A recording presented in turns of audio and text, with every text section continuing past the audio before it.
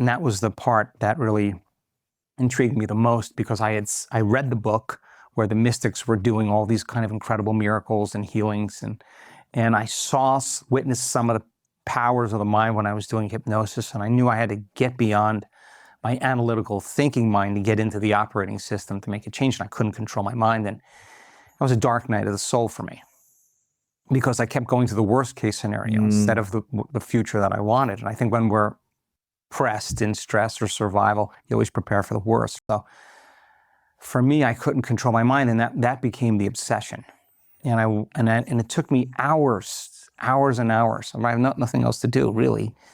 It took me hours and hours and hours to really go through a process, and where I felt like I was complete enough and present enough that I gave it a good message. Because if my mind was wandering all over the place, I knew that the signal I was giving it wasn't clear. Mm-hmm. So anyway, what I didn't know is that I was learning how to pay attention and be present, and I was also firing and wiring a whole new set of circuits in my brain that was creating a new level of mind. And then it got easier, and then what took me 3.5 hours to do, I was doing in 45 minutes.